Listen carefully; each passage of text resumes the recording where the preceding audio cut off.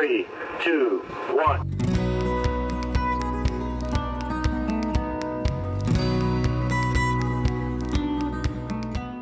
Hi, welcome back to Show Me Trucks. In this video, I go to Hershey Swap Meet in Pennsylvania and had a blast. Got a bunch of parts, even though I told myself not to get any parts for the Suburban. That's what I ended up getting a lot of parts for. It was awesome. I'll also show you all the kind of Suburbans and bigger vehicles. I kind of broke it up into sections because there's so many cars there that it would be an hour-long video just wandering around looking at cars. Make sure and watch till the end, and you'll see all the parts I picked up. Walked like 21 miles. It was unbelievably hard, and a lot of those are like shuffling between tables, trying not to knock things over. In the heat, it was really hot the first Wednesday. Thursday was nice and cool, and I got more miles in, but I was kind of speed walking a little more to try to find particular parts because I knew I wasn't going to be able to cover the whole place because a lot of vendors actually kind of shut down a little early, so, and they start a little late, so yay.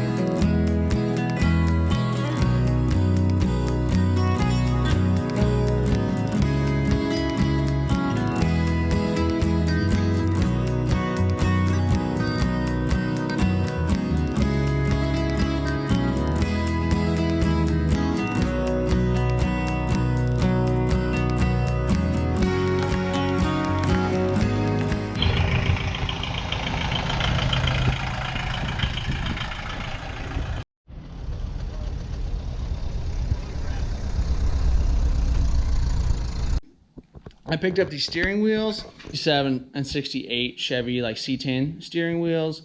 To me, they're my favorite, and they seem to sell decent. Got one of these cheesy horn buttons like you saw in the other video. Another steering wheel. These are the trim pieces I picked up. They are really clean. These are interior for the doors on like a 31 Chevy 3100, like a 48 to 54 truck. So I got one stainless and two painted. They all look really clean. Need all new exterior ones. So those might be pretty hard to find. Those were cheap, like $8 for all three of them. So I just bought them just in case. This is just like a copper oil line, I don't know, $1 or something. One of the things I was happy about that I've been searching for a while is on the inside, on the 36, there's like a trim piece that holds your weather stripping down, and one side is missing it. And these, I'm not even totally sure if they're the right piece, but I could weld them together and make one instead of trying to, like, I don't have a bead roller, but instead of bead rolling a piece together. I looked for this headlight last time. Well, whenever I started working on this other headlight, I realized I didn't have these little clip pieces, and I really didn't want to make those because that would eat up tons of time. So they hold down the lens in the bottom and let you screw in your lens in the front.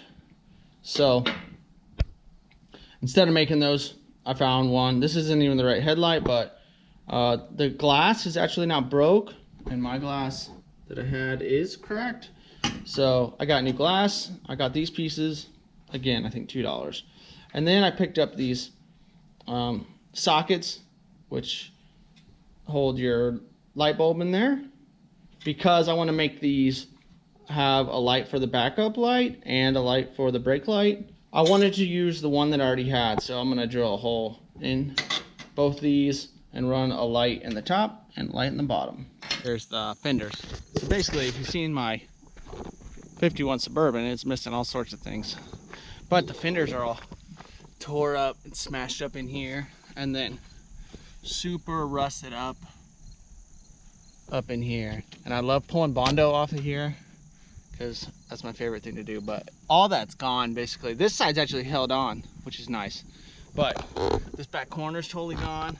This front corner's totally gone. So at Hershey, a guy had some panel fenders, and I wasn't gonna buy anything for the Suburban, but it seemed like that was the only thing that I was getting good prices on. It's rusted out, but at least this corner is here. You know, it's missing this section, which is the easiest for me to patch for sure. And then the back, it's got all of that there, and it has the front corner, which this top edge also isn't like super horrible. Not amazing, but not super horrible. One thing when you're buying body panels is if the edges are so rusted away you don't know where things start and stop, that's where the big problems become. Obviously there's tons of rust repair everywhere else, so anywhere I could save myself time, that money's worth it. So this side's even worse. Passenger side, this should be way in, but I couldn't even find metal to screw into with the self tapper just to get it to stay there whenever I towed it home very well. So, and it's missing this whole bottom corner, and the whole front is gone. So the amount of time it would have took me to build that would have been horrible. And all this bottom edge is all here, which is nice. The front edge is all here. It's just missing this front little corner. He gave me a price I couldn't refuse. You know, 40 bucks for both, which is insane, especially Hershey prices. You know, most stuff you see out there is like 400 a fender, you know. And then I got a front fender. There wasn't a ton of these parts there, I'm not gonna lie. And another thing I'll tell you is whenever you're buying bigger parts at Hershey, you can always drop your number down because they do not want to move these parts home. This fender looks really nice and clean. I said he works at a body shop, and the owner just wanted a new one. So this one is super clean. Same thing. He's like, just say a price. I think 50 bucks for this fender, which is crazy. I still need a driver's one. I need the whole grill, which I did want to buy a new grill because I want it all nice and chrome. It's likely, unless I find a really good driver's quality grill. And then obviously I need the hood. I need tons of stuff for this thing. I need hood hinges and all sorts of stuff. So all of this saves me some time. I have the patch panels for all this, but obviously I don't even have anything to attach this fender to the truck because there's nothing there.